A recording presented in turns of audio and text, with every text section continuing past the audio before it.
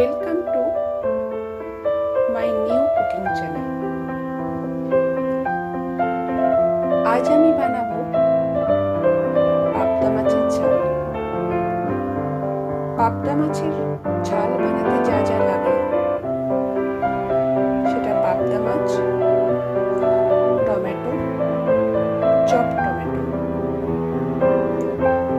পোস্ত, সাদা সর্ষে, কালো সর্ষের পেস্ট, কালো জিরে, চপড ধনে পাতা, chopped garlic and green chilli.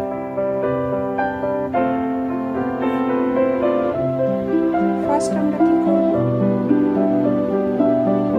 যে পাবদা মাছটা নুন, হলুদ, সর্ষের তেল দিয়ে ম্যারিনেট করে রেখেছিলাম ওটা আমি ভেজে নেব। রান্নাটা আমি লোহার কড়াই করব, কারণ লোহার কড়াই খুব ভালো মাছ ভেজে যায়। মাছটা ভাজার সময় আমি গ্যাসের ফ্লেমটা লো টু মিডিয়াম রাখবো, এতে মাছটা ভালো ভাজা হবে।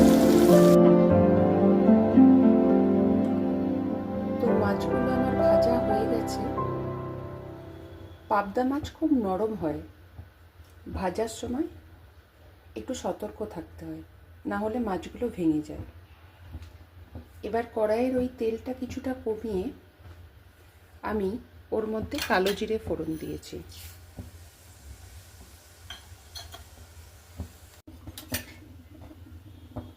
তারপর চপড করে রাখা জিঞ্জার আর গ্রিন চিলিটা খুব ভালো করে ভেজে নিয়েছি।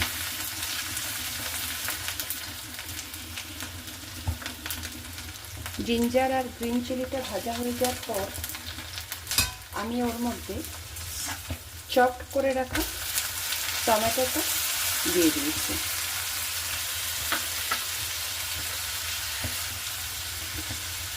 টমেটো ভাজার সময় ওতে হালকা লবণ দিতে হবে, তাহলে টমেটো তাড়াতাড়ি নরম হয়ে যাবে।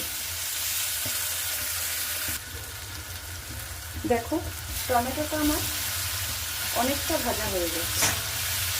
টমেটো থেকে যখন তেল ছাড়বে তখন বুঝতে পারবে টমেটোর থেকে কাঁচা গন্ধটা চলে গেছে।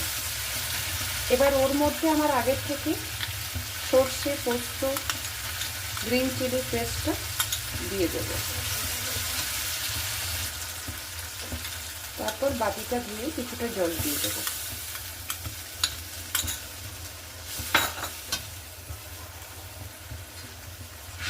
এটাকে গ্যাসের ফ্লেমটা কিছুক্ষণ লোয়েতে রেখে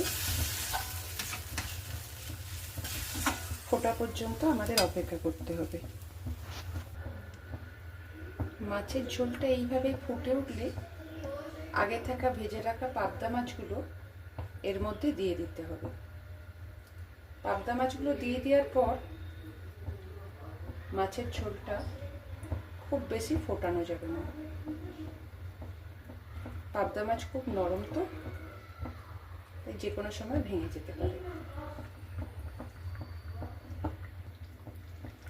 এরপর ওপর থেকে গার্নিশিংয়ের জন্য অল্প ধনে পাতা ছড়িয়ে দিতে হবে। আমি বলতে ভুলে গেছিলাম, যখন ঝোলটা ফুটছিল আমি ওই সময় ওতে নুন দিয়ে দিয়েছিলাম।